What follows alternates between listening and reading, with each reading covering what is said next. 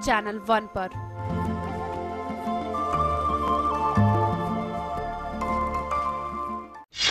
देश की माया नगरी मुंबई, जिसके चप्पे चप्पे पर हमारी नजर, राजनीति की गहमागहमी, बॉलीवुड की चकाचौंध, अंडरवर्ल्ड की इनसाइड स्टोरी। देखिए हमारे साथ मुंबई फास्ट में रोज रात 10:30 बजे सिर्फ चैनल 1 न्यूज पर। सितारों की गपशप, ग्लैमर का तड़का, बॉक्स ऑफिस पर किसे मिली बम्पर ओपनिंग, तो किसका हुआ डब्बा गुल। टाउन की दुनिया से एंटरटेनमेंट का फुल डोज। देखिए मूवी मिर्च मसाला सोमवार से शनिवार दोपहर 2:30 बजे सिर्फ चैनल 1 पर। राजनीति के बदलते चेहरे, सत्ता का नया समीकरण, भावनाओं की आंधी से लोकतंत्र में विश्वास ढूंढती जनता, खबरों की असल हकीकत पर जिम्मेदारी की साख,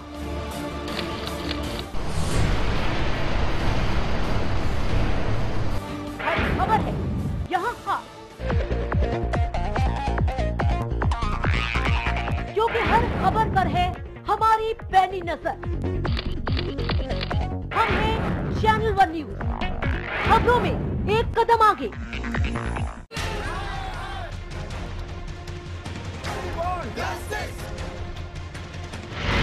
जब देश में हो बदलाव की बयार,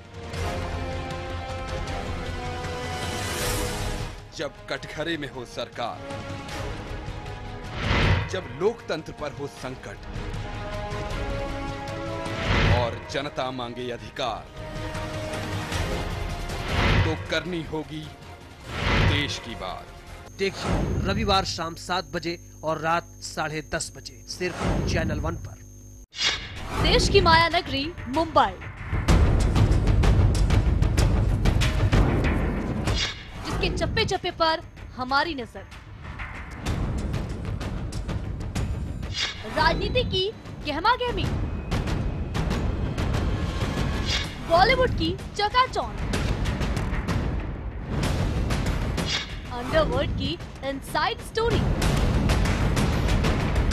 देखिए हमारे साथ मुंबई फास्ट में रोज रात 10:30 बजे सिर्फ चैनल 1 न्यूज पर। सितारों की गपशप, ग्लैमर का तड़का, बॉक्स ऑफिस पर किसे मिली बम्पर ओपनिंग, तो किसका हुआ डब्बा गुल। टाउन की दुनिया से एंटरटेनमेंट का फुल डोज। देखिए मूवी मिर्च मसाला सोमवार से शनिवार दोपहर 2:30 बजे सिर्फ चैनल 1 पर। राजनीति के बदलते चेहरे, सत्ता का नया समीकरण, भावनाओं की आंधी से लोकतंत्र में विश्वास ढूंढती जनता, खबरों की असल हकीकत पर जिम्मेदारी की साख,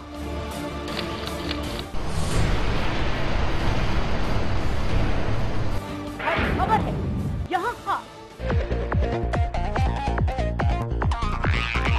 क्योंकि हर खबर पर है हमारी पैनी नजर। हम हैं चैनल 1 न्यूज, खबरों में एक कदम आगे।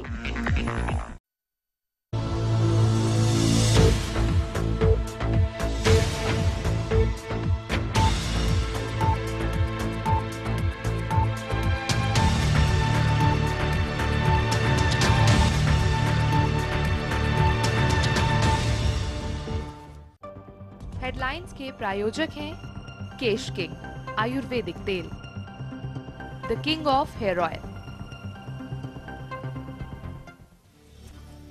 आप स्टाइल में केजरीवाल का चुनावी अभियान शुरू, निशाने पर मुकेश अंबानी की कंपनी। गैस दामों पर लिखी नरेंद्र मोदी को चिट्ठी, राहुल से भी करेंगे सवाल, जनता में बांटेंगे 10 करोड़ पंपलेट। बसपा सुप्रीमो मायावती ने साधा मोदी पर निशाना, कहा मोदी को नहीं बनने देंगे पीएम, मोदी का रास्ता रोकने में लगा देंगे पूरी ताकत। साल 2012 में सेना की कथित दिल्ली कूच मामले में नया विवाद, सेना के दिल्ली की तरफ कूच से घबरा गई थी दिल्ली सरकार। देर शाम होगी कांग्रेस कार्य समिति की बैठक, एआईसीसी की बैठक की अध्यक्षता करेंगे राहुल गांधी, सोनिया मनमोहन नहीं करेंगे शिरकत। और आईपीएल पर संकट के बादल, गृह मंत्रालय का इशारा, नहीं दे सकते सुरक्षा, एक बार फिर देश के बाहर हो सकता है आईपीएल।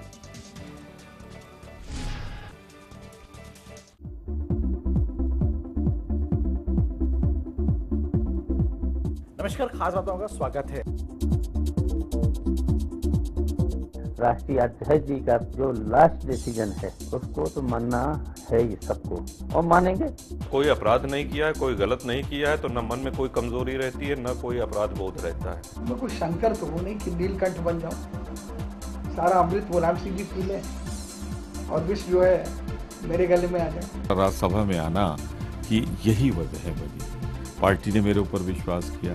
उर्वरक की कमी हो रही है, उर्वरक की ब्लैक मार्केटिंग हो रही है, किसानों तक नहीं पहुंच रहा है, उससे अधिक मूल्य लिया जा रहा है, वो शिकायतें अब खत्म हो गई हैं। सारे प्रोजेक्ट बहुत अच्छे हैं। मैं बिहार के प्रोजेक्ट की बात करूं तो मेरे लिए वो पूरा प्रोजेक्ट बहुत अच्छा है। पहला प्रोजेक्ट है बिहार का जिसमें तो इस तरह से बनकर, जिसमें मॉल मल्टीप्लेक्स होटल है। परिणाम आपको 2014 के चुनाव में मिल जाएगा। यहाँ सपा भी साफ होगी या बसपा भी साफ होगी, और कांग्रेस के भी 2-4 सीटें आ जाए नहीं, वो भी साफ हो जाएगी। देखिए खास बात हमारे वरिष्ठ सहयोगी ब्रजमोहन सिंह के साथ हर रविवार शाम 6 बजे सिर्फ चैनल 1 न्यूज पर।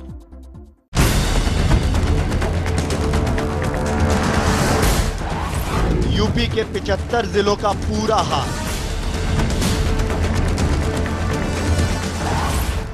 सत्ता के गलियारों की हलचल, यूपी स्पेशल देखिए रोजाना शाम 6 बजे सिर्फ चैनल 1 न्यूज पर, खबरों में एक कदम आगे।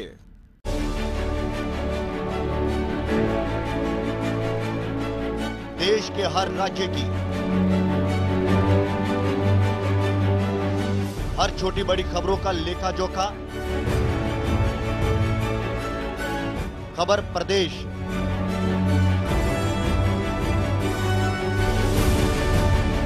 देखिए रोजाना शाम 7 बजे सिर्फ चैनल 1 न्यूज पर, खबरों में एक कदम आगे।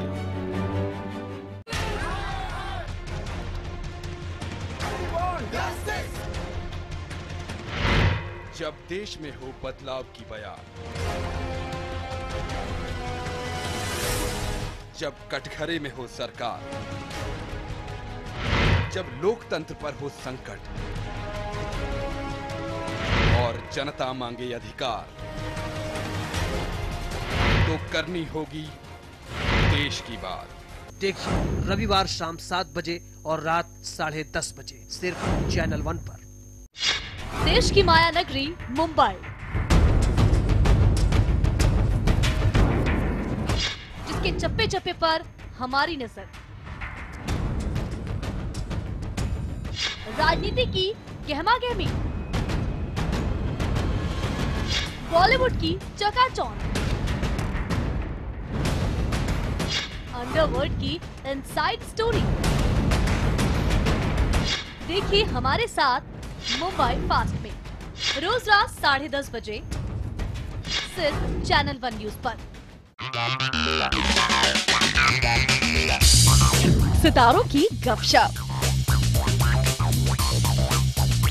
ग्लैमर का तड़का, बॉक्स ऑफिस पर किसे मिली बम्पर ओपनिंग,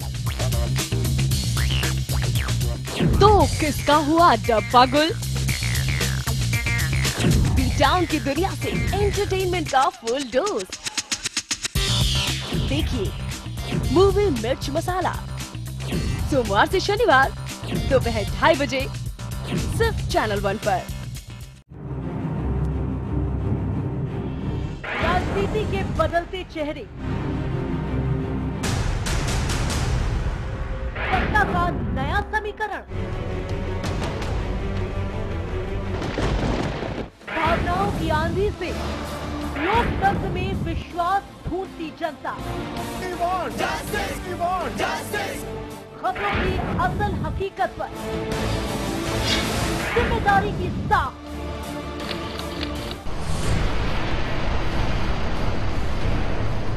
हर खबर है यहाँ खास, क्योंकि हर खबर पर है हमारी पैनी नजर। हम हैं चैनल 1 न्यूज, खबरों में एक कदम आगे।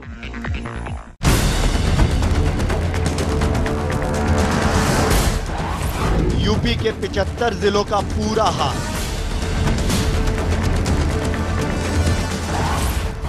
सत्ता के गलियारों की हलचल, यूपी स्पेशल देखिए रोजाना शाम 6 बजे सिर्फ चैनल 1 न्यूज पर, खबरों में एक कदम आगे।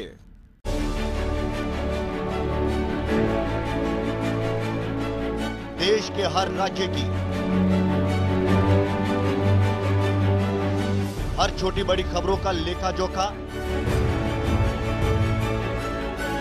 खबर प्रदेश,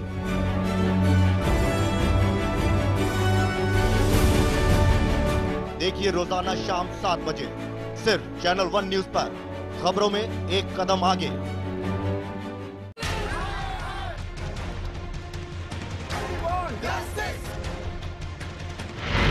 जब देश में हो बदलाव की बयार, जब कटघरे में हो सरकार, जब लोकतंत्र पर हो संकट और जनता मांगे अधिकार, तो करनी होगी देश की बात। देखिए रविवार शाम 7 बजे और रात 10:30 बजे सिर्फ चैनल 1 पर।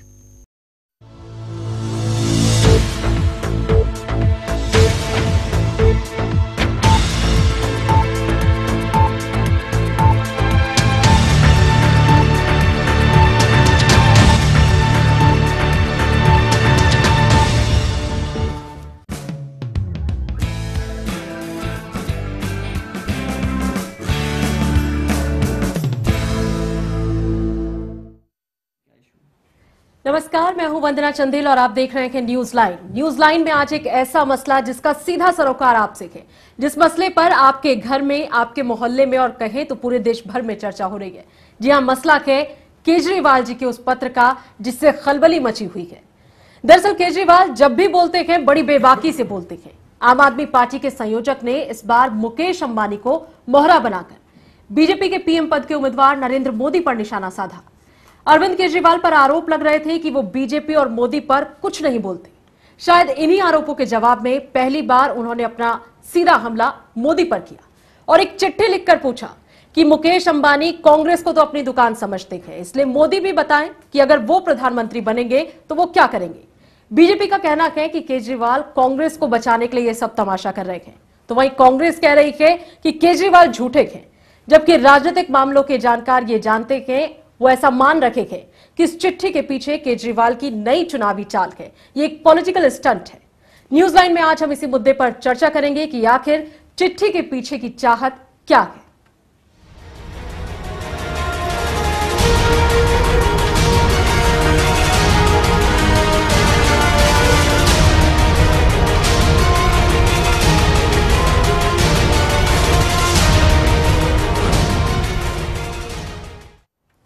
लोकसभा चुनाव में बीजेपी के सेनापति नरेंद्र मोदी हैं, इसलिए केजरीवाल ने अब मोदी पर दांव खेला।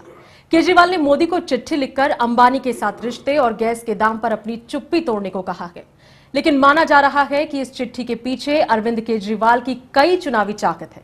पहले देखिए रिपोर्ट और उसके बाद करेंगे बातचीत।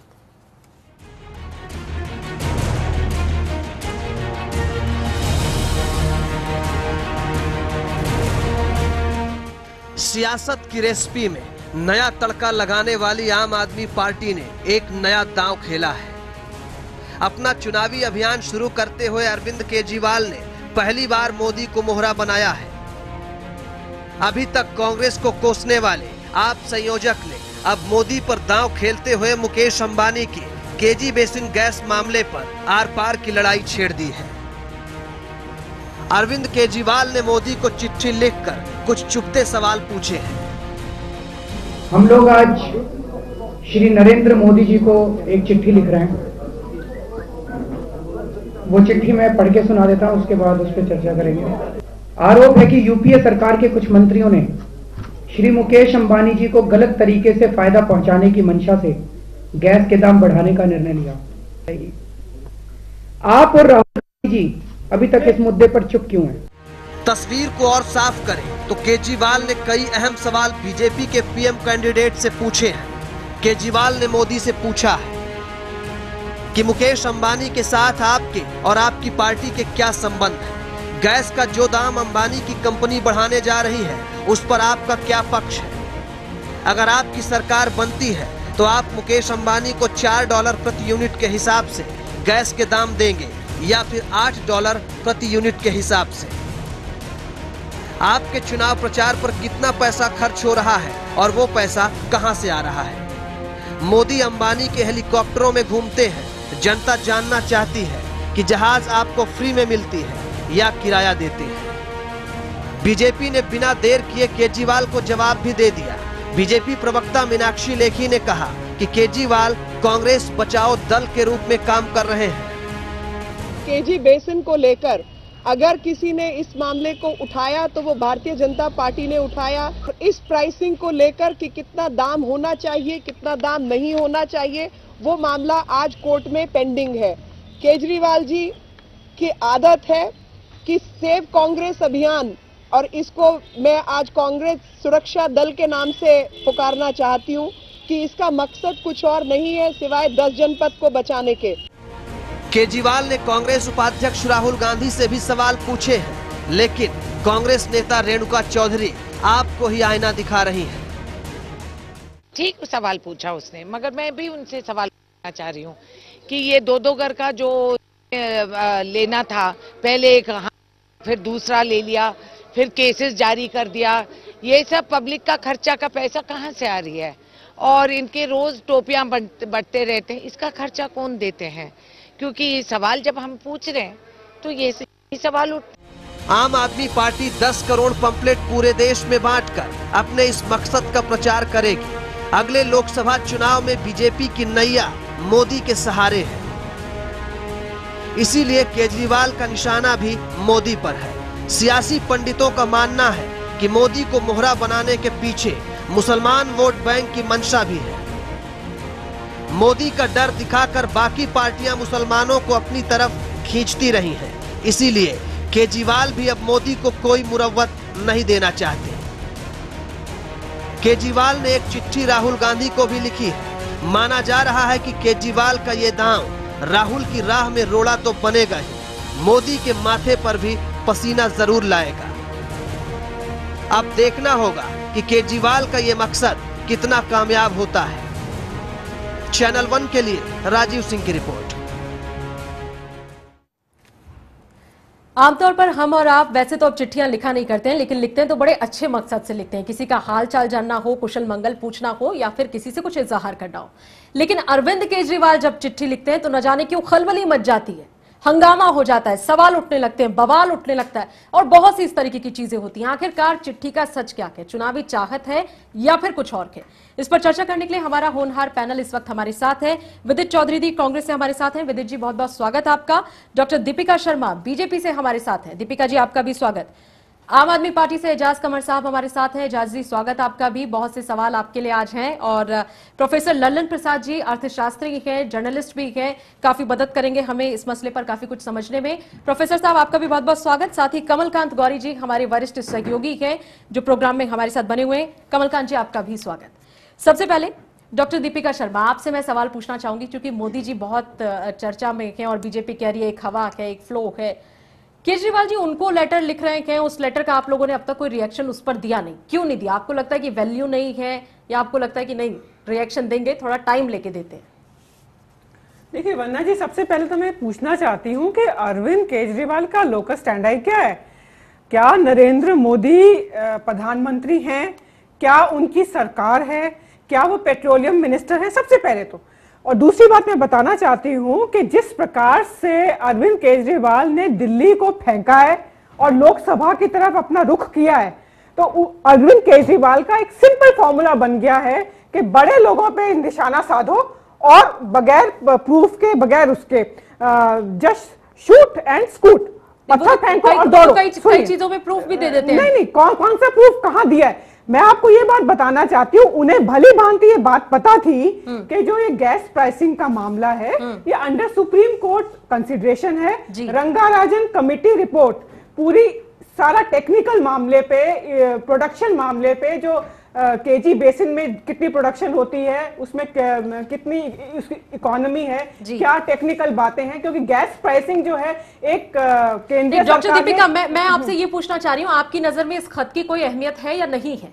इस खत की कोई अहमियत नहीं है, क्योंकि ये खत लिखने से पहले अरविंद केजरीवाल को 10,000 सवालों का जवाब देना है। जो वादे वो दिल्ली की जनता के प्रति पूरी नहीं कर पाए, क्योंकि लोकसभा के चुनाव आ रहे हैं, तो सीधा साधा उन्होंने जो निशाना है नरेंद्र मोदी के ऊपर साथ दिया है, मुकेश अंबानी के ऊपर साथ दिया है। अरे अरविंद केजरीवाल की रणनीति बन गई है, रणनीति है। विदित जी हमारे साथ है कांग्रेस से। विदित जी, आपको क्या लगता है ये जो खत लिखना के सवाल पूछना है, क्योंकि ये सवाल राहुल गांधी जी से भी है? देखिए, मैं सीधा एक चीज यहाँ पर क्लियर करना चाहता हूँ कि एक कहावत सुनी है कि खाता ना बही, जो केजरीवाल जी कहते हैं सो सही। अच्छा, आप ये कहावत मानने लगे या नहीं, ये भी बताइए। नहीं, मैं बिल्कुल मानने के लिए, क्योंकि राहुल जी तो मानने लगे थे, एक बार वो कह रहे थे हम आम आदमी पार्टी से सीखेंगे कि अब कैसे करना है। देखिए, बिल्कुल मैं जो अपनी बात पहले क्लियर कर दूं, फिर उसके बाद में भी मैं आपको अपनी बात रखूंगा कि पिछले 6 महीने से जागरूक प्रेस के माध्यम से, मीडिया के माध्यम से इस तरीके से हाईलाइट कर दिया कि वो इंसान जो कुछ कह रहा है सिर्फ वो सही कह रहा है, बाकी और कोई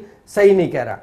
सारी चीजें मानने के लिए तैयार है, सारी चीजें करने के लिए तैयार है। जिम्मेदारी दे दी जनता ने, उनको बहुमत के करीब लाके छोड़ दिया, और लाने के बाद में फिर कांग्रेस ने समर्थन देके कि भाई जो कांग्रेस पार्टी नहीं कर पाई, आपने वादे किए थे आप उनको पूरा करिए, उनको बिगर किसी शर्त के समर्थन भी दे दिया। केजरीवाल जी 50 दिन भी पूरा नहीं कर पाए। नहीं तो आपने कहा उनकी पूरी बात मानी, जन लोकपाल पे आप लोग पीछे हट गए। AK-49 नया नाम मानिए केजरीवाल जी का अब हो गया AK-49। 49 दिन में वो सब कुछ फेंक फाक के और बाहर निकल के चले गए। खत लिखते हैं, लेटर पे आपका क्या रिएक्शन है? देखिए, लेटर उन्होंने मोदी जी से पूछा है और मोदी जी नहीं, वो ये कह रहे हैं मैं राहुल गांधी को भी भेजने वाला। बिल्कुल, राहुल जी को जब वो भेजेंगे तो उसका अच्छी तरीके से हम जवाब देंगे। मतलब आपकी नजर में लेटर इंपॉर्टेंट है, इसलिए आप उसका जवाब देंगे? देखिए, हमसे कोई भी पूछता है, कांग्रेस पार्टी की परंपरा रही है कि क्वेश्चन आंसर सेशन चलता रहना चाहिए। यदि कोई पूछता है तो हम अपना तथ्य उस पर रखेंगे, हम अपनी बात को क्लियरली उस पर क्लैरिफिकेशन देंगे।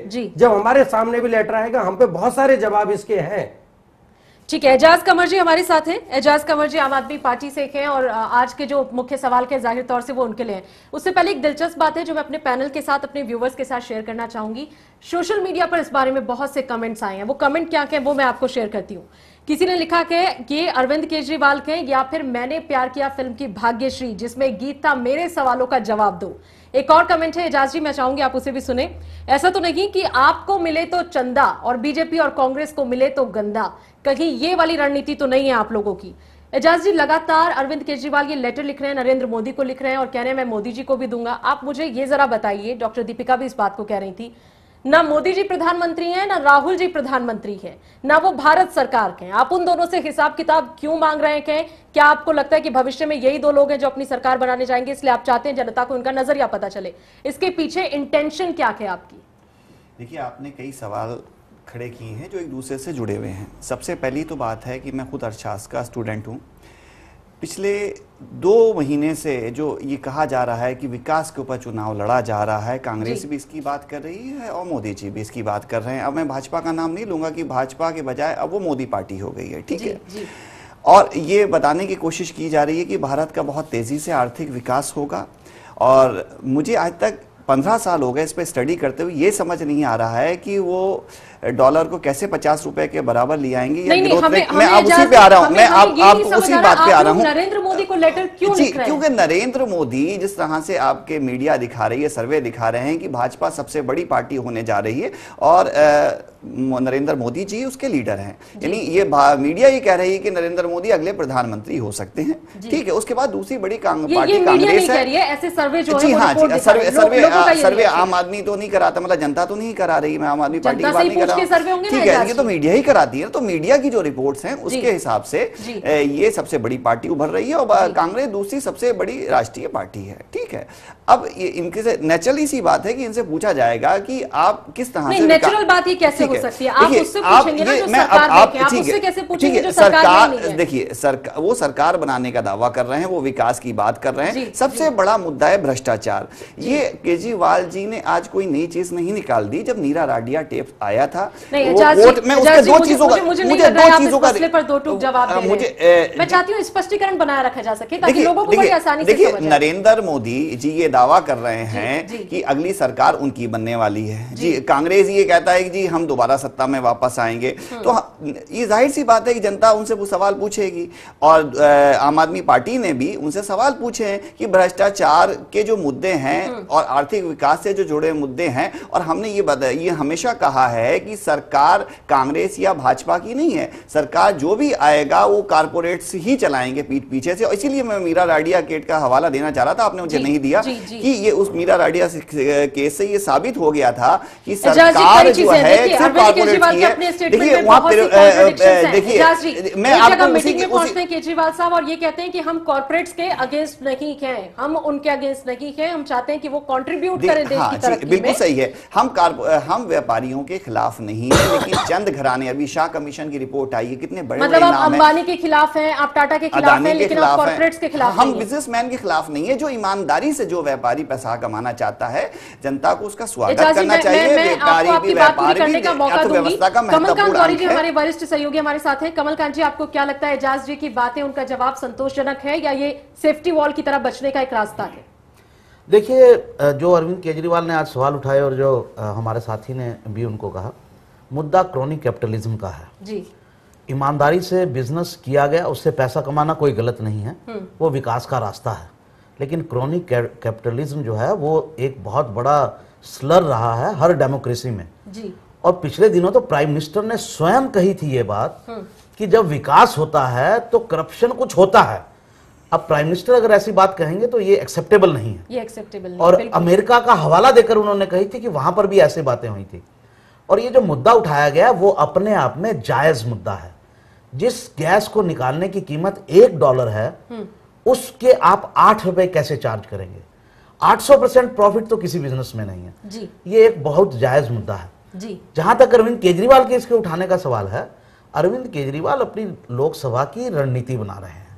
वो ऐसे मुद्दे उठा रहे हैं जिस पर कांग्रेस और बीजेपी को जवाब देने में थोड़ी कठिनाई हो रही है जी।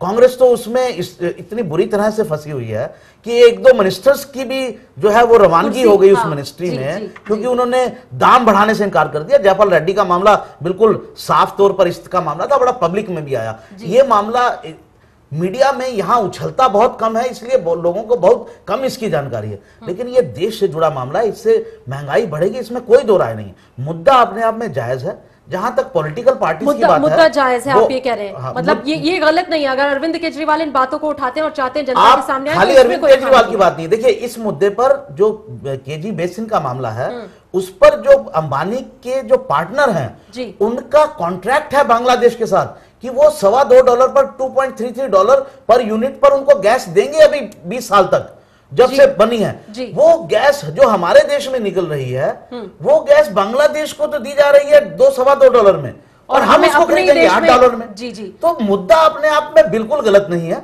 जहां तक केजरीवाल जी की बात है, उनको लोकसभा के लिए मुझे लगता है विदित जी इस पर ज्यादा सही जवाब दे पाएंगे, लेकिन इस बीच प्रोफेसर ललन प्रसाद जी हमारे साथ हैं, अर्थशास्त्री हैं, प्रोफेसर साहब, चूंकि आप अर्थशास्त्र के भी बहुत अच्छे जानकार हैं, भारतीय राजनीति पर भी लगातार आपकी नजर रही है, मैं आपसे ये पूछना चाहती हूं, क्या वाकई में आपको लगता है कि भारत सरकार की जो नीतियां हैं वो बड़े कॉर्पोरेट घरानों को फायदा पहुंचाने को लेकर ही बनती है? चाहे वो गैस का मामला हो, चाहे वो स्पेक्ट्रम का मामला हो, चाहे वो FDI का मामला हो, वो रिटेल का मामला हो, पूरी कोशिश यही है कि कॉर्पोरेट इंडस्ट्री जो है वो खुश रहनी चाहिए, उनके फायदे की बात होनी चाहिए। नहीं, मैं ये बात नहीं मानता कि भारत सरकार की नीति कॉर्पोरेट को खुश करने की है जी। देखिए, भारत सरकार की या कोई भी सरकार जो राष्ट्रीय परिप्रेक्ष्य में काम करेगी, उसकी नीति तो यही होगी कि इस देश का आर्थिक विकास हो जी। अब सवाल ये है कि जो बड़े घराने हैं उनका आर्थिक विकास में बहुत बड़ा योगदान है। आप इन घरानों को समाप्त करके अगर चाहें, आज की जो कैपिटलिस्ट व्यवस्था सारी दुनिया में है, तो आपकी इकानमी कहाँ चली जाएगी? तो इस बात से तो मैं बिल्कुल वाकिफ़ नहीं हूँ, और सरकार की कोई ऐसी नीति भी मैंने नहीं देखी कि वो बड़े बड़े घरानों के साथ ही काम करे। सरकार ने बहुत सारे जन कल्याण के काम किए हैं, और छोटे छोटे आदमी के लिए सरकार के अंदर दर्द है। मैं इस बात को मानने को तैयार नहीं हूँ। दूसरी बात ये कहना चाहूंगा, नहीं मान रहे, लेकिन एजाज जी इस पर कुछ मेरे ख्याल से उन्हें कुछ आपत्ति है। देखिए, ऐसा है, सुनिए, अभी ये तो एक टेक्निकल मामला है प्राइसिंग का जी, और रंगराजन आपको पता है रिजर्व बैंक के गवर्नर रह चुके हैं और बहुत अच्छे इकोनॉमिस्ट हैं जी। और ये मामला एक बात आपसे पूछना चाहूंगा कि आप इन फैक्ट्स को डिनाई करते हैं। सुप्रीम कोर्ट में भी एक केस आ चुका है और इस बात पर बहस हो रही है। इस बात को खाली पब्लिक में उठाने से कि $1 या $2 में हो जाएगा। कमलकांत जी ये कह रहे हैं कि मैं आपसे एक सवाल पूछता हूं, जो इस मामले में फैक्ट्स हैं, क्या आप उनको डिनाई करते हैं कि बांग्लादेश को ये सेम गैस जो है जो हिंदुस्तान में निकल रही है $2.33 पर यूनिट में दी जा रही है, और क्या आप इसको डिनाई करते हैं? देखिए, इसमें तो सबसे बड़ी बात यह है कि हमें इसकी टेक्निकलिटीज में जाना होगा। टेक्निकलिटी क्या है इसमें? आप बात तो सुनने को तैयार नहीं है ना, बताइए ना। बांग्लादेश या और देशों के साथ बहुत सारे इंडस्ट्रीज ऐसे कॉन्ट्रैक्ट होते हैं, और हमारे देश के में जो माल सप्लाई करते हैं बाहर से, बहुत से लोग वो किसी और कंट्री में किसी और प्राइस पर देते हैं, और हमारी कंट्री में किसी और प्राइस पर देते हैं। बातचीत करेंगे, आपसे बातचीत करेंगे, विदित जी से भी पूछेंगे कि आखिरकार सच्चाई क्या है, और आजाद जी से पता करेंगे उनका एतराज किस मसले पर। फिलहाल एक बहुत छोटा सा ब्रेक और बहुत जल्द वापसी।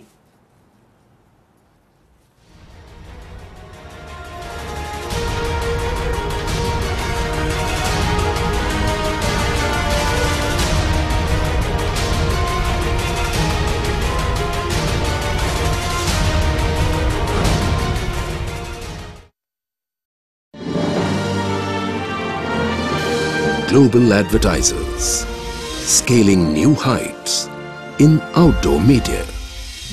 उत्तर प्रदेश सरकार इंटर पास गरीब छात्राओं की उच्च शिक्षा के लिए कन्या विद्याधन योजना चला रही है, जिसमें 20,000 रूपए की धनराशि दी जाएगी। अब तक 6 लाख से अधिक छात्राएं इस योजना का लाभ पा चुकी हैं। अधिक जानकारी के लिए संबंधित जिला विद्यालय निरीक्षक से संपर्क करें। सूचना एवं जनसंपर्क विभाग उत्तर प्रदेश द्वारा जनहित में जारी। डॉक्टर ऑर्थो इतना असरदार कि अब दर्द भी घुटने टेकेगा।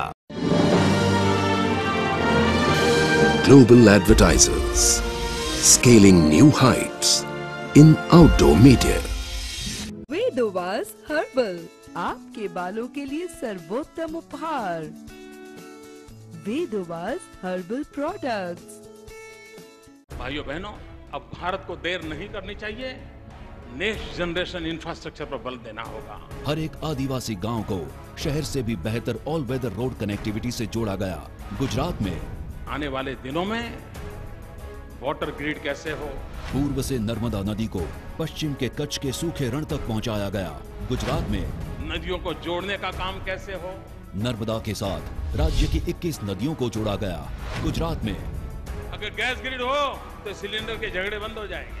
देश का सबसे लंबा गैस ग्रिड नेटवर्क गुजरात में। पानी, रोड या गैस कनेक्शन चलता बिना इंटरप्शन, ऑप्टिमम यूटिलाइजेशन, नाम का भी नहीं करप्शन। अलग यहाँ की बात है, प्रगति का साथ है, ऐसा हमारा गुजरात है। देश ही नहीं दुनिया चलकर आ रही है, और कहां? गुजरात में।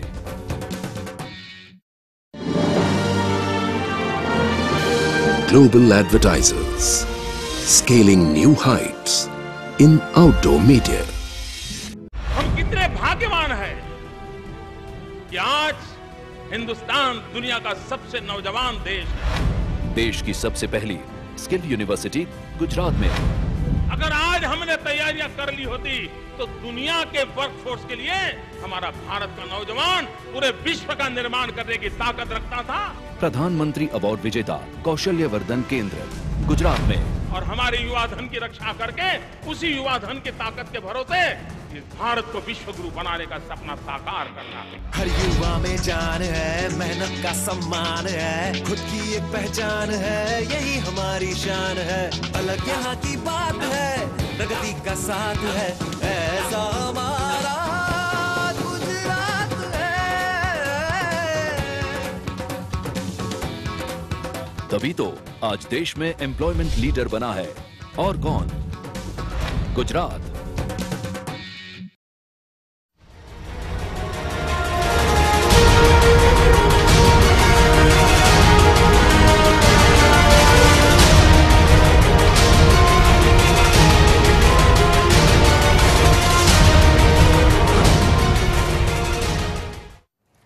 ब्रेक के बाद एक बार फिर आप सभी का बहुत बहुत स्वागत। हम चर्चा कर रखे हैं उस मसले पर जिसके बारे में देश बड़ी गंभीरता से सोच विचार कर रहा है और विचार का विषय भी है। अरविंद केजरीवाल एक खत लिखते हैं नरेंद्र मोदी को और कहते हैं मैं राहुल गांधी को भी भेजूंगा, एक नहीं 10 करोड़ कॉपियां छपवाऊंगा, पब्लिश करवाऊंगा और उसके बाद देश भर में बांटूंगा ताकि दोनों पार्टियों का सच सामने आए। लेकिन इस तरीके से अरविंद केजरीवाल का सच सामने आएगा या बीजेपी और कांग्रेस का, इसे लेकर लगातार मतभेद है। बीजेपी और कांग्रेस को लगता है ये एक पॉलिटिकल स्टंट है, लेकिन अरविंद केजरीवाल की पार्टी कहती है ये दो बड़े राष्ट्रीय दलों की जो मिली भगत है कॉर्पोरेट घरानों के साथ, जो देश को बेचने की इन्होंने तैयारी की हुई है, जो काला धन इन्वॉल्व है इस मसले में, उसे मैं सामने लाने की कोशिश कर रहा हूं। कौन सी बात सच है या सच के करीब है कहना मुश्किल है। फिलहाल ब्रेक पे जाने से पहले केजी बेसिन विवाद का जिक्र हुआ था, चूंकि वहां से बड़े पैमाने पर गैस का उत्पादन किया जाता है। अब आपको दिखाते हैं कि आखिर क्या है केजी बेसिन विवाद, और आइए एक नजर डालते हैं केजी बेसिन मामले पर, जिसे लेकर केजरीवाल चुनावी मुद्दा बना रहे थे। ये विवाद कृष्णा गोदावरी बेसिन के D6 ब्लॉक को लेकर है। D6 ब्लॉक केजी बेसिन के गहरे जल में D1 और D3 से 2 किलोमीटर नीचे है। मुकेश अंबानी की रिलायंस और ब्रिटिश कंपनी BP साथ में गैस निकाल रही हैं। कंपनी पर आरोप है कि जानबूझकर D ब्लॉक से कम उत्पादन किया और घाटे की बात कहकर सरकार पर कीमतें बढ़ाने का दबाव बनाया। सरकार के साथ करार के मुताबिक रिलायंस को 17 साल तक $2.3 प्रति यूनिट गैस देने की बात हुई, लेकिन रिलायंस पर आरोप लगाया गया कि मंत्रियों से मिली भगत करके कीमत $4 प्रति यूनिट करवा ली गई और अब रिलायंस ये दाम 1 अप्रैल से $8 प्रति यूनिट करने जा रही है, जो कि गैस उत्पादन की लागत से काफी ज्यादा है। सरकार का कहना है कि 1 अप्रैल से मूल्य वृद्धि होनी तय है। केजरीवाल के मुताबिक सरकार की मिलीभगत से ये सब हो रहा है। इस मसले पर उत्तराखंड से बीजेपी के बड़े नेता और पूर्व मुख्यमंत्री रह चुके रमेश पोखरियाल निशंक का क्या कहना है, वो भी फिलहाल जानने की कोशिश करते हैं। रमेश पोखरियाल निशंक इस वक्त हमारे साथ हैं। नरेंद्र मोदी को जो केजरीवाल ने खत लिखा है, रमेश पोखरियाल निशंक जी, उस पर आपकी क्या राय है, क्या रिएक्शन आपका? अरविंद केजरीवाल क्या कोई भी मांग सकता है, उसमें अरविंद केजरीवाल ही क्यों? ये तो भारत का लोकतंत्र है, जो खर्चे हो रहे हैं कुछ है तो कोई भी पूछ सकता है। उसमें अरविंद केजरीवाल ने कोई नई बात पूछी है ये तो पोखरियाल जी, गुजरात में सिलेंडर गैस जो है वो महंगी है, आपको क्या लगता है क्यों महंगी है, क्या कारण है, इस पर क्या कहेंगे आप? देखिए, अरविंद केजरीवाल का जिस तरीके से केवल पूछने का तरीका है, जो बात है, जो अरविंद केजरीवाल जी जमीन पर खड़े होकर के काम करना पड़ता है, दिखाना पड़ता है। बातें तो बहुत बड़ी बड़ी हो जाती हैं, यदि बातों से हिंदुस्तान बहुत बड़ा हो जाता तो न जाने कब का क्या हो गया होता। काम चाहिए, काम, और उसके लिए विजन चाहिए, विजन के लिए मिशन चाहिए। आदमी विजनरी हो, मिशनरी हो, वो विजनरी और मिशनरी नरेंद्र मोदी को देखता है ये देश, और इसलिए इस समय लोगों ने ये मन बना दिया कि भारत को नरेंद्र मोदी जैसा सशक्त आदमी चाहिए। इस देश को, जो देश पूरी दुनिया में इतना बड़ा हो, चीन को यदि हटा दिया जाए तो पूरी दुनिया के देशों की आबादी बराबर अकेला हिंदुस्तान है। तो इसलिए उस देश के जब प्रधानमंत्री के बारे में कोई विचार करता है तो अभी तक तो इन 10 सालों में क्या स्थिति होती है कि यदि किसी दिन प्रधानमंत्री जी ने मुंह खोला तो उसका समाचार बनता है। आज प्रधानमंत्री जी ने मुंह खोला, कुछ बोला, तो ये देश, जो देश वैश्व का गुरु हो, जो पूरी दुनिया को लीड करता हो, उस पर विजनरी आदमी चाहिए, मिशनरी आदमी चाहिए और उसका बड़ा विजन चाहिए। छोटी मोटी समस्याओं का समाधान तो अपने आप हो जाएगा।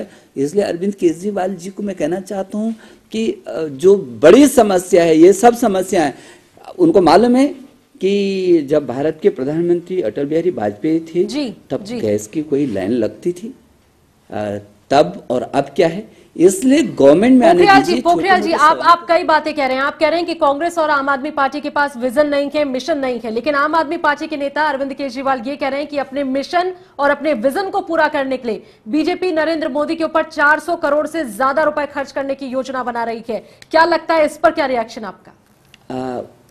उनको किसने कह दिया कि 400 करोड़ खर्च कर रही है? पहली बात हुई। दूसरे में 400 नहीं 4000 भी करोड़ यदि खर्च कर रही देश की जनता, तो आपको मालूम है कि यहाँ तो लोग स्वयं नोट भी दे रहे हैं और एक वोट भी देंगे, एक वोट एक नोट।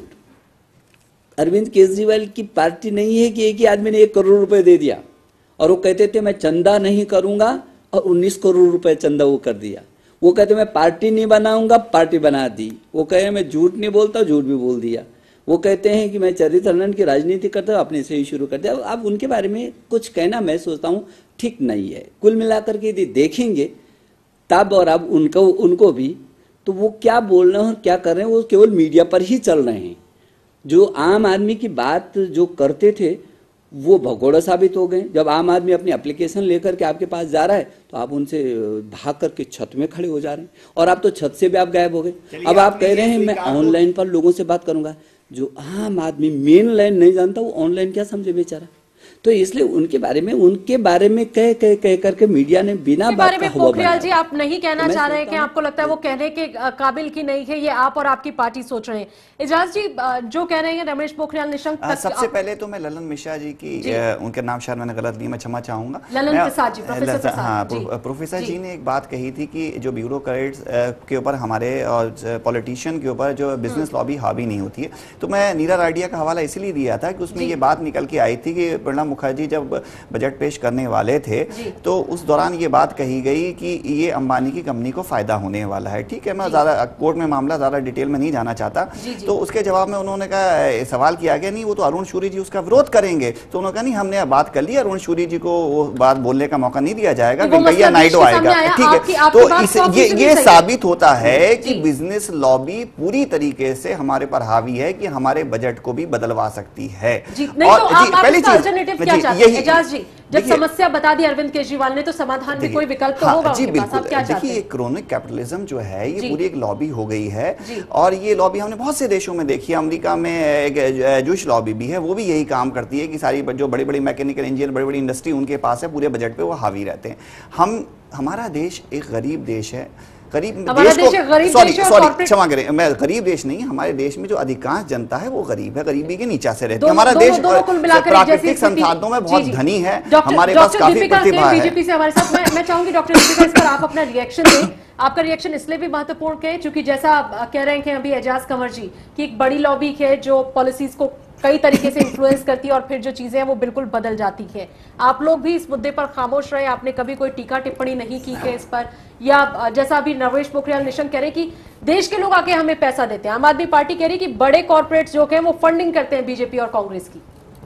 देखिए ऐसा है, मैं आम आदमी पार्टी से ये बात पूछना चाहती हूँ कि जो इनको फॉरेन से कॉन्ट्रीब्यूशंस और डोनेशंस आई हैं, उनका इनकी लिखी पढ़त कहाँ है? सबसे पहले वेबसाइट पे भी है और इलेक्शन कमीशन को दे दी, इलेक्शन कमीशन को दे दी, इलेक्शन कमीशन को दे दी, वेबसाइट पे भी मौजूद है। कौन लगा रहा है? वेबसाइट पे मौजूद है, आप देख सकते हैं। मनीष सिसोदिया को फोर्ड फाउंडेशन ने जो इतने लाखों रुपए दिए हैं और जो टाइम्स ऑफ इंडिया की और हिंदुस्तान टाइम्स की मेन खबर बनी थी कि जहां पे मनीष सिसोदिया की एनजीओ के पास कोई ऐसी रसीद नहीं है, कोई ऐसे बुक ऑफ अकाउंट्स नहीं है कि जो फोर्ड फाउंडेशन ने उनको पैसे दिए थे। देखिए एफसीआरए हर एनजीओ में एफसीआरए का रिटर्न फाइल करना पड़ता है। अगर सरकार के पास ऐसे प्रमाण हैं तो उसके ऊपर वो पहले आपराधिक कार्रवाई हो सकती है। रह चुके हैं, वो स्पैमर का काम किया करते थे।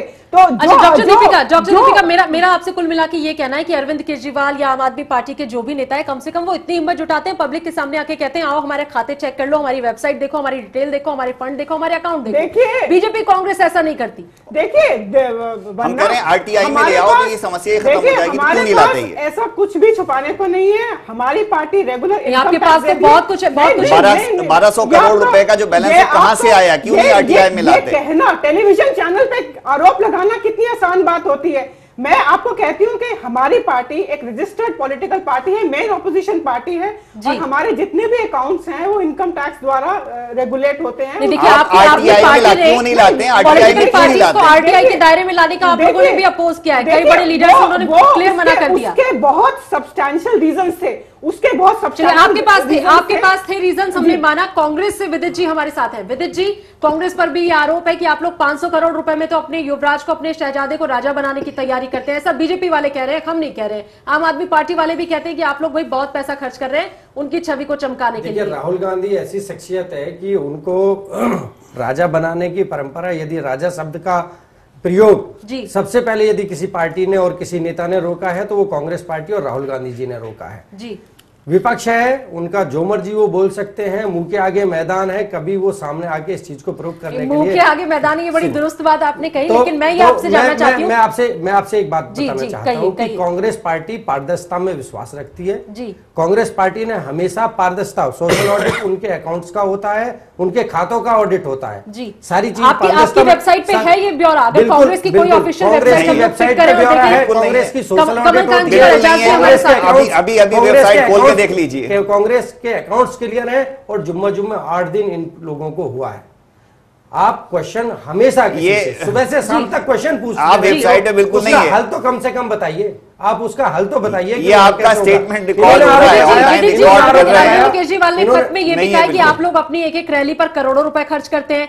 आप नरेंद्र मोदी हो या फिर राहुल गांधी हो, वो प्राइवेट हेलीकॉप्टर से पहुंचते हैं, चार्टर से पहुंचते हैं, जहां देखिए चार्टर्ड हेलीकॉप्टर से ये पैसा कहां से लाते हैं? चार्टर्ड हेलीकॉप्टर से यदि पहुंचते हैं, जो पार्टी का फंड है उस पार्टी के फंड से, वही बात है, ये पार्टी फंड कहां से आता है? आप लोगों ने कभी आम आदमी से, कांग्रेस की मेंबरशिप से पार्टी फंड को करोड़ों रुपए दे रहा है और भारत सरकार को टैक्स भी दे रहा है। मतलब ये भी काफी इम्पॉसिबल सी बात आप कह रहे हैं। कांग्रेस की पार्टी के हर साल मेंबर होते हैं, उन मेंबरों की फीस होती है, यूथ कांग्रेस के मेंबर्स होते हैं, डेमोक्रेसी के माध्यम से वो पैसा आम आदमी के फंड से आता है। आपकी जो बात है उसमें कितनी सच्चाई है, मैं चाहूंगी हमारे सहयोगी इस पर कुछ नजर डालें।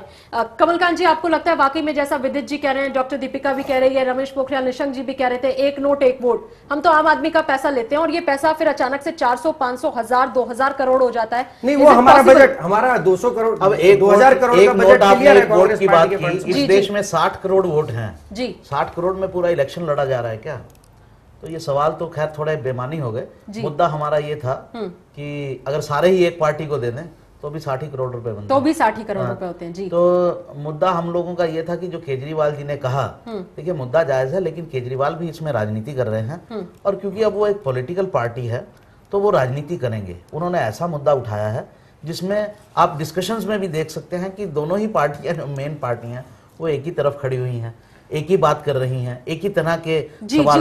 ये केजरीवाल जी का एक सेंसिटिव पॉइंट है जो उन्होंने ऐसा उठा लिया है कि वो मैं क्षमा कीजिए, मैं आपकी बात से बिल्कुल भी सहमत नहीं हूं। मैं आपको ये बात याद दिलाना चाहती हूं कि जो देश में जो गैस की सप्लाई होती है वो गवर्नमेंट ओन्ड कंपनीज, ओएनजीसी और बाकी अदर कंपनीज, 90% गैस प्रोडक्शन तो सरकारी ओन कंपनी। मैं आपकी बात का जवाब दे दूं? मैं आपकी आपने एक सवाल उठाया, मैं उसका एक सवाल दे दूं, मैं इसका जवाब दे दूं।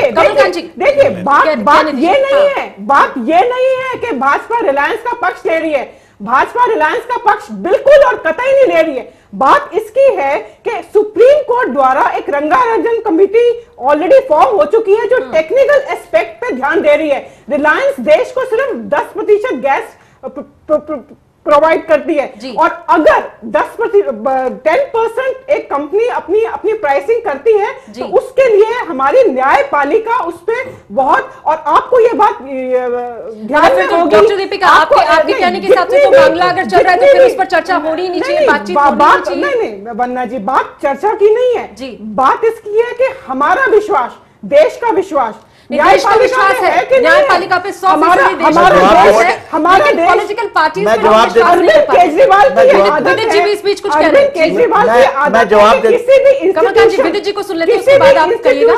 देश का constitution due process of law आप बिल्कुल ठीक कह रहे हैं डॉक्टर दीपिका, आपकी बात से कोई ना इत्तेफाकी नहीं है। जी विदित जी, कांग्रेस पार्टी का जहां तक मानना है कि किसी उद्योगपति को जबरदस्ती कोई अति आवश्यक लाभ पहुंचाना, ये कभी कांग्रेस पार्टी की नीति नहीं रही है। कांग्रेस पार्टी अगर ये कांग्रेस पार्टी की नीति, तो एफडीआई को इस देश में लाने का मकसद क्या था विदित जी? कांग्रेस वो एफडीआई पे भी मैं बताऊंगा, पहले मैं एक चीज, रंगराजन समिति की जो बात आई, रंगराजन समिति की सिफारिशें हैं और ये एक दिन में कोई प्राइस बढ़ाने की बात नहीं हुई है। ये पिछले 3 साल से इस पे चिंतन और मंथन चल रहा था और लगातार रंगराजन किस चीज का चिंतन और मंथन? ये तो देश जानता है कि जब इंटरनेशनल मार्केट में इन्फ्लेशन कम होता है आप लोग कभी रेट में कोई कॉम्प्रोमाइज नहीं करते। इंटरनेशनल मार्केट में आज भी आपने ऑयल का और गैस का रेट तय करने का हक भी जो है वो प्राइवेट हाथों में दे दिया। आज भी इंटरनेशनल मार्केट में गैस के दाम कमलकांत जी ये गलत है। सबसे ज्यादा प्राइस है यूरोप में $8.5, रशिया में $8.5 पर यूनिट, और ये कस्टमर के लिए यूरोप में वो मैक्सिमम प्राइस है। $8 पर जाए या $14 पर जाए, पहली बात। दूसरी बात ये कि जो बिजनेसमैन इंडिया के अंदर काम कर रहे हैं उनका भी हमको देखना है कि वो इसमें कोलैप्स ना हो जाए। बहुत सारी कंपनियां पहले भी उन्हीं का ही देख रहे हैं, आप उन्हीं का ही तो देख रहे हैं, उन्हीं के लिए सरकार चला रहे हैं, उन्हीं के लिए सरकार चला रहे हैं। आप उनका नहीं देख रहे हैं, आप उन्हीं के लिए देख रहे हैं, उन्हीं को देख रहे हैं, उन्हीं को सरकार चला रहे हैं, वही आपकी नीतियां बना रहे हैं। आम आदमी के लिए खाद्य सुरक्षा बिल भी लेकर आई है, फूड सिक्योरिटी बिल के साथ साथ में क्या बात कर रहे हैं? मुझे लगता है विदित जी आपकी इस बात का मैं जवाब देना चाहूंगी।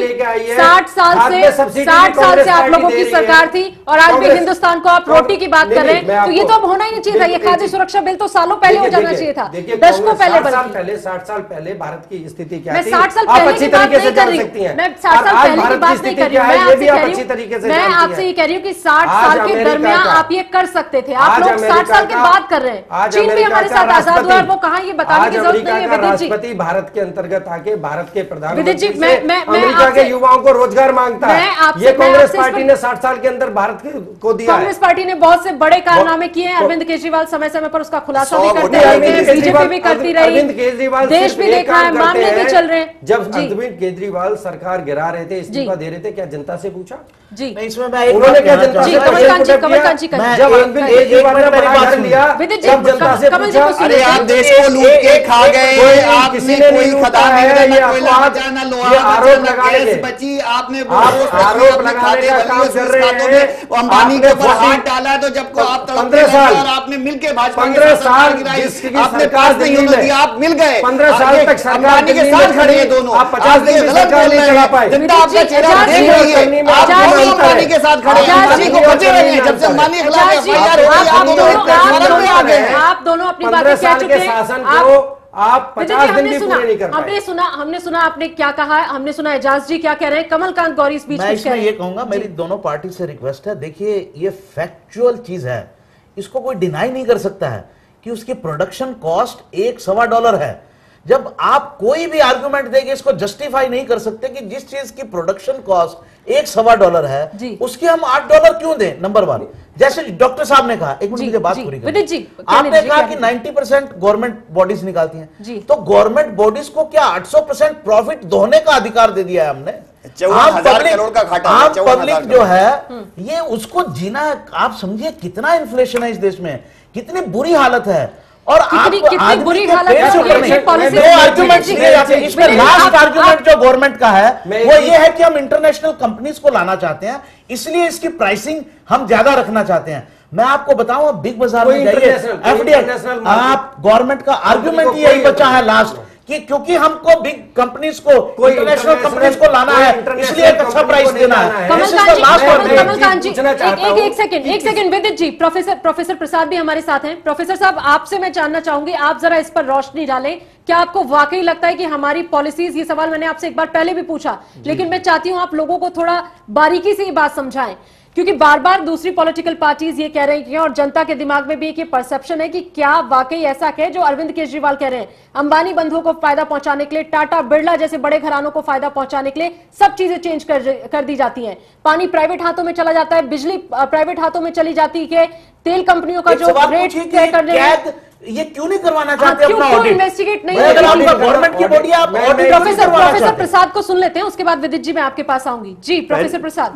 पहली बात तो मैं ये कहना चाहता हूँ कि ये सवाल केजरीवाल साहब को प्रधानमंत्री जी से पूछना चाहिए जी कि गैस की प्राइसिंग का क्या फार्मूला आपने अडॉप्ट किया और कैसे इस जो प्रेजेंट प्राइसेस हैं इसको कैसे आपने डिराइव किया।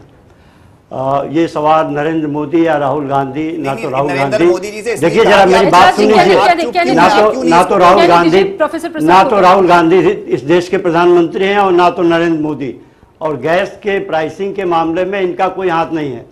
जो अधिकारी हैं गवर्नमेंट में, जो मिनिस्टर्स हैं और हमारे प्राइम मिनिस्टर, उसका जवाब दें।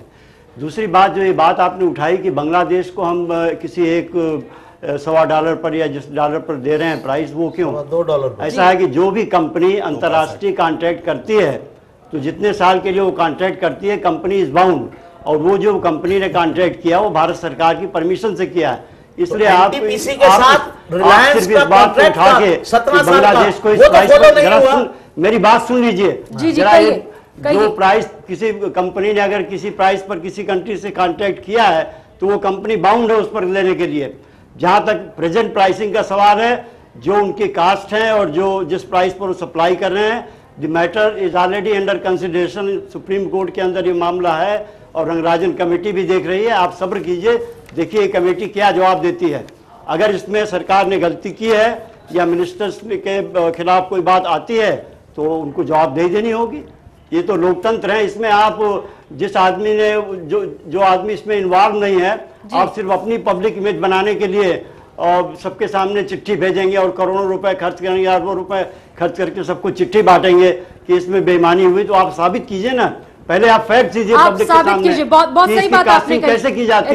एजाज जी हमारे साथ हैं आम आदमी पार्टी से, आप साबित कर सकते हैं, अरविंद केजरीवाल प्रूव कर सकते हैं, और अगर कर सकते हैं तो आप लोग कोर्ट के सामने क्यों नहीं जाते हैं? आप पब्लिक में जाके लेटर्स को पब्लिश करवाना, डिस्ट्रीब्यूट करवाना, उनको सर्कुलेट कराना, ये कौन सी टैक्टिक्स है या कौन सा प्लान है आपका? बाकी इस चिट्ठी में और भी जो बातें हुई हैं उनपे भी नजर डाल लेते हैं। बहुत सही डॉक्टर प्रोफेसर प्रसाद, आप हमारे साथ बने रहिए। मसला सिर्फ गैस की प्राइस का नकीक है, सिर्फ इस बात का नहीं है कि अंबानी को आप फायदा पहुंचा रहे या नहीं। खत में यह भी पूछा गया कि नरेंद्र मोदी बताएं कि मुकेश अंबानी से उनके क्या रिलेशंस हैं, क्योंकि अरविंद केजरीवाल का कहना है कि पहले ही ऐसा लगता है कि कांग्रेस और अंबानी बंधुओं की सांठगांठ है। आरोप यह भी है कि हर जगह प्राइवेट हेलीकॉप्टर या चार्टर प्लेन से आप लोग पहुंचते हैं, वो करोड़ों रुपए का खर्चा कहां से वहन करते हैं, ये भी देश को बताइए। आपकी एक एक रैली में लाखों रुपए यूं ही उड़ जाते हैं, ये भी देश को बताइए कि ये कैसे मुमकिन होता है। टी पार्टीज ऑर्गेनाइज होती हैं, ये कैसे होता है? अगर नरेंद्र मोदी देश के प्रधानमंत्री बनते हैं तो क्या करेंगे? क्या ये रेट 50% से कम हो जाएंगे या नहीं होंगे? ये तमाम सवाल के जो 10 करोड़ लोगों तक पहुंचाने की कवायद अरविंद केजरीवाल कर रहे हैं। उन्होंने कहा कि मैं 10 करोड़ पैम्फलेट जो है वो पब्लिश करवाऊंगा, छपवाऊंगा और उसके बाद लोगों को बांटूंगा और बताऊंगा। मैं चाहता हूं कि देश के दो बड़ी हस्तियां जो क्लेम करती हैं, दावा करती हैं कि सरकार हमारी बनेगी, वो अपना रुख देश के सामने साफ करें। वक्त हमारे पास बहुत ज्यादा नहीं है, मैं चाहूंगी बहुत संक्षेप में आप सब अपनी टिप्पणी दें। एजाज कमर साहब, ये जो आरोप है, अगर आपके पास सबूत है, आप कोर्ट क्यों नहीं जाते? लोगों के सामने सबूत क्यों नहीं? देखिए, ये सबूत के साथ ही बताया गया है कि जब ये कॉन्ट्रैक्ट तय था कि उनको उत्पादन करना है तो उन्होंने ब्लैकमेलिंग की नीति क्यों अपनाई और क्यों कम उत्पादन किया। अब सवाल आपका जो आज का जो हेडिंग थी, आज का जो मुद्दा था, वो ये था कि जो उन्होंने क्यों पूछा गया। ये अभी माननीय बोल रहे थे कि ये प्रधानमंत्री से पूछें राहुल गांधी कौन होते हैं और नरेंद्र मोदी। देखिए, दो बड़ी पार्टियों का नेतृत्व ये दो महानुभाव संभाल रहे हैं। राहुल गांधी की पार्टी तो अपने आप को डिफेंड करी, भ्रष्टाचार में डूबी हुई है, कोर्ट में केस लड़ रहे हैं। अब नरेंद्र मोदी जी विकास की बात कर रहे हैं। मैं आपको बीच में इंटरप्ट नहीं करना चाहती हूं, लेकिन मैं आपसे पूछना चाह रही हूं, आप जरा बताइए कि टेक्निकली सही क्या है? प्रधानमंत्री से सवाल होने चाहिए या प्रधानमंत्री पद के दावेदार से सवाल होने चाहिए? नेचुरली प्रधानमंत्री पद के दावेदार वो अपनी वो विकास की नीतियां बांध रहे हैं। एक कह रहा है कि हम भारत को हम इतना तरक्की करा देंगे, दूसरा कह रहा है ये अर्थशास्त्र का मुद्दा है। ठीक है, ठीक है, तो उससे पूछा जा रहा है कि आप विकास किस तरह से करा रहे हैं। आपका डॉक्टर दीपिका शर्मा, क्या रिएक्शन इस पर? आपको क्या लगता है, ये कोई पॉलिटिकल स्टंट है अरविंद केजरीवाल का, या फिर वो बीजेपी को नीचा दिखाने की कोशिश कर रहे हैं, आपका सच सामने लाना चाहते हैं? देखिए, अरविंद केजरीवाल की हिम्मत नहीं है बीजेपी को नीचा दिखाने की। पूरा के पूरा एक पॉलिटिकल थिएटर नौटंकी है। लोकसभा चुनावों को देखते हो, क्योंकि उनके पास कोई मुद्दा नहीं है, क्योंकि दिल्ली में ये कुछ कर नहीं पाए तो मुकेश अंबानी को पत्थर मारो, नरेंद्र मोदी को पत्थर मारो, बड़ी बड़ी हस्तियों को पत्थर मारो। इनके जो स्पोक्स पर्सन है पब्लिक मीटिंग्स में कहते हैं, झूठ बोलते हैं कि ट्रांसपेरेंसी इंटरनेशनल ने यह रिपोर्ट दी है कि 49 डेज में करप्शन कम हुई है। वहां पे ट्रांसपेरेंसी इंटरनेशनल डिनाई कर देता है।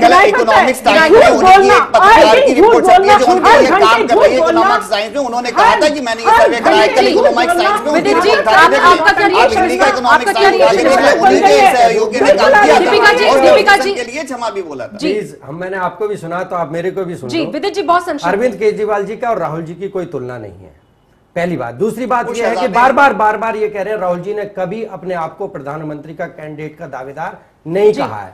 तीसरी बात यह है कि पिछले 25 साल से गांधी परिवार का कोई भी एक सदस्य ना मंत्री है ना प्रधानमंत्री। इससे कोई फर्क नहीं पड़ता, सरकार तीसरी बात और लास्ट में तीसरी और आखिरी बात कहना चाहता हूं कि प्रधानमंत्री का पास जिस चीज में हम किसी चीज का उत्पादन कर रहे हैं, क्या सेलिंग प्राइस भी वही होते हैं? बिल्कुल आपकी बात सही है। जो स्थिति है कुल मिलाकर जो चर्चा है वो यही कह रही है बीजेपी और कांग्रेस सीधे तौर से कहने लगी है। विदित जी एजाज जी जोर से बोलो। मुझे लगता है आप लोग अपना पॉइंट कन्वे कर चुके हैं। मैं एक बात रख देता हूं, विदित जी मेरे पास बहुत समय नहीं है। दोनों बड़ी पार्टियों को ऐसा लगता है केजरीवाल भले कुछ भी कहे, आदत होनी चाहिए। अपनी तो जैसे तैसे कट जाएगी। दोनों पार्टियां कह रही है ये बात, दोनों पार्टियां कह रही है कि अपनी तो जैसे तैसे कट जाएगी। आपका क्या होगा जनाब आली? तो आम आदमी पार्टी का क्या होगा देखना दिलचस्प होगा। आप सभी मेहमान हमारे साथ जुड़े, बहुत बहुत शुक्रिया आप सभी का। इसी के साथ न्यूज लाइन में आज बस इतना ही। आप देखते रहिए चैनल 1 न्यूज।